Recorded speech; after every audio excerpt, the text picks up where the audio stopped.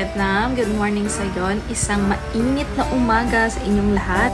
At syempre, evident dyan dahil mayroon tayong ice cold coffee, diba? Part talaga ng mga Vietnamese is to drink cold coffee in the morning and pair it with cold tea. Good morning, Vietnam.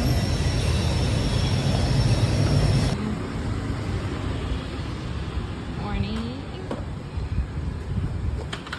Dahil sa sobrang init and since I am Ho Chi Minh City, gusto kong magkape ng ice cold black Vietnamese coffee. And so, I'm here with Nanay. She's preparing my ice cold black coffee. That's black coffee. Is that black coffee? Black coffee. Yeah, with milk.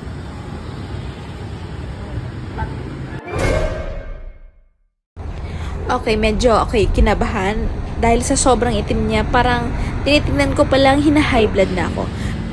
Oh, okay. Tinuro naman na 3-in-1. So, kampante naman ako since instant instant coffee. So, hindi siya gaano siguro. Well, I hope so. Nilagyan naman ng milk. So, I think pasok sa pamlasa ko. Ayan, piniprepare na. And, I'm excited. More on excited kaysa sa kinabahan.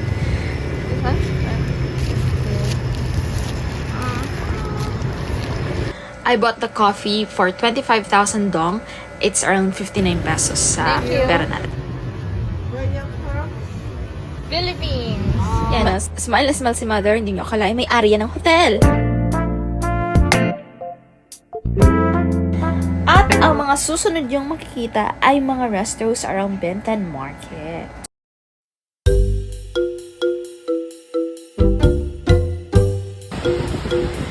Wow, laki oh!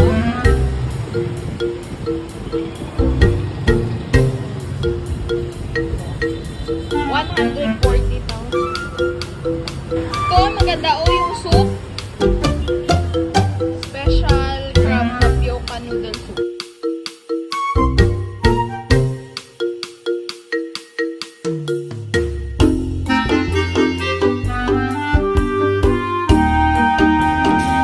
On our last day here in Vietnam, dito kami ulit nag-pass through sa Bentan Market. Kasi nga, ito yung accessible na daanan papunta sa aming next stop. But before that, coffee! Heaven for your eyes, guys! You like that one? Yeah, this is a strong one. This is, wait, how much is it? If you buy morning, I give you 100 grams.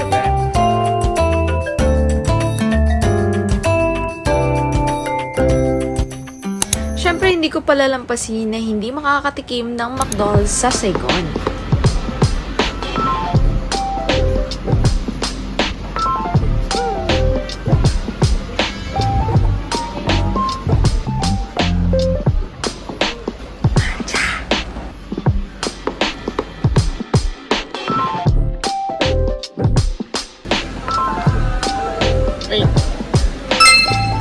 This matcha latte is one that I'm looking forward for.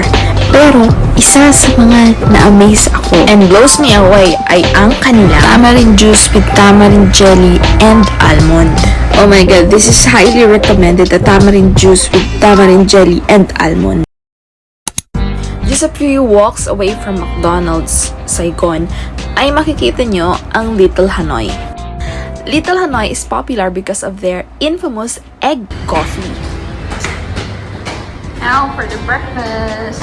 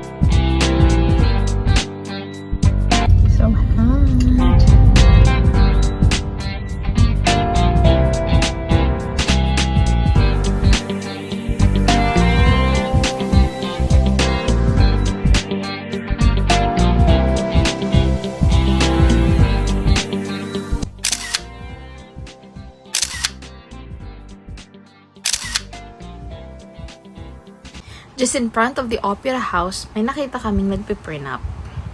Ay.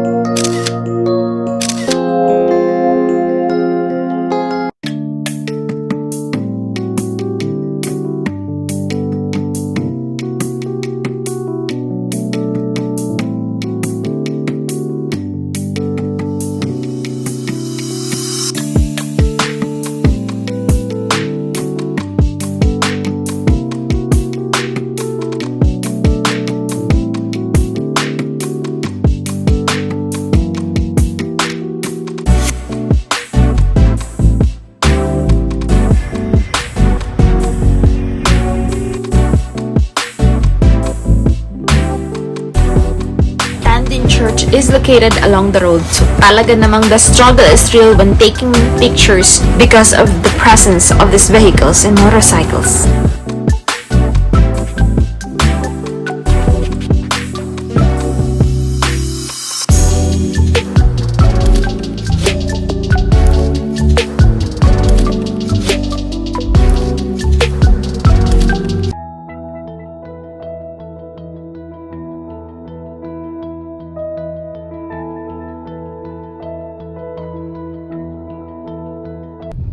It's past 12 in the afternoon, so we have to check out from our hotel.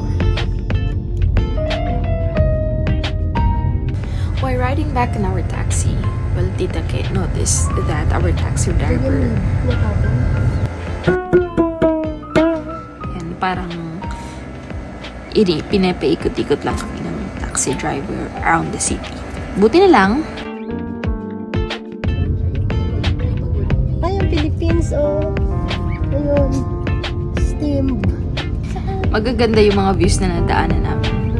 It was like touring around the city again. Bintor niya tayo ba?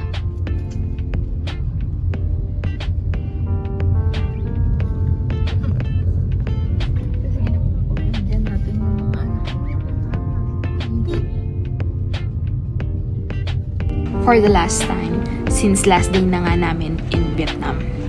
And maybe the universe sensed that it was our last day. So, parang pabaon na rin na, o yan, last day nyo na. Sige, savor the view, savor the view. Galing, diba? May mga paganyang-ganyang analysis pa tayo.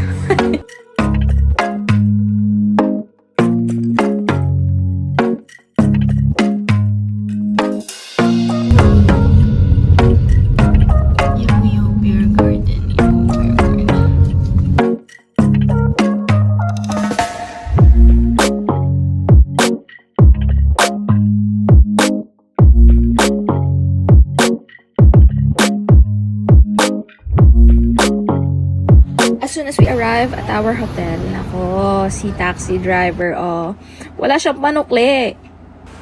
Okay, enough for that bad vibes. We don't want bad vibes now. So we check out from our hotel at 12 p.m. and we left our baggage there. Since as per our itinerary, 3 p.m. dapat nakaalis na kami papuntang Cambodia. We purchased our ticket from the same travel and tour agency where we purchased our Ho Chi Tunnel tour.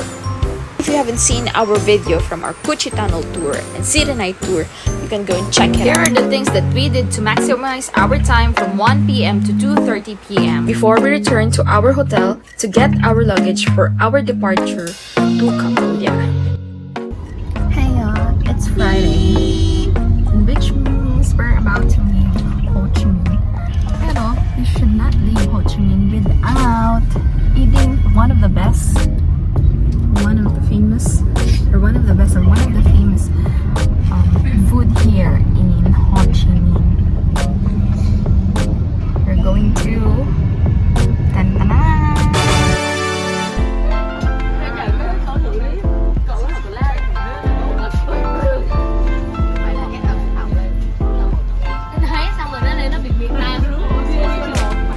To eat at the Lunch Lady is one of my bucket lists. It was one of the best hawker food stall in Ho Chi Minh City. Oo nga. Well, nakita ko siya noon sa programa ni Anthony Bourdain in No Reservations.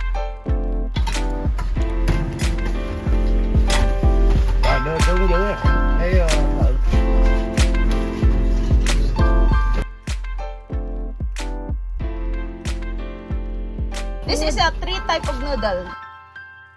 This because it's Friday, right? Yes.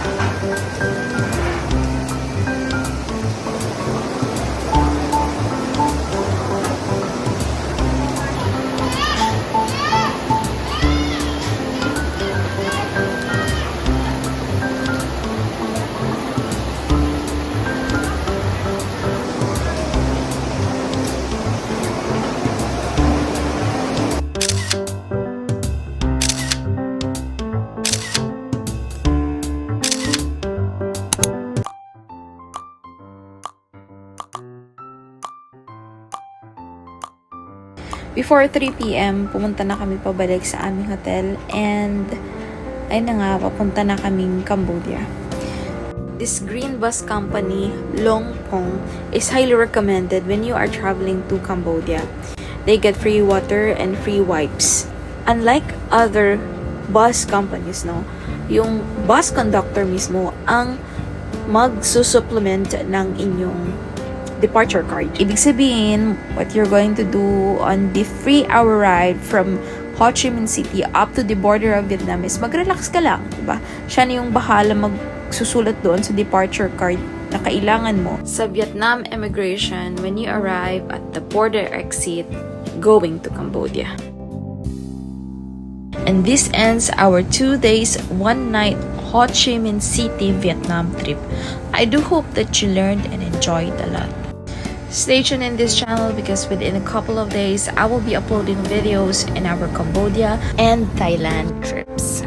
Thank you, and this won't be the last that I will say, Come ơn Vietnam!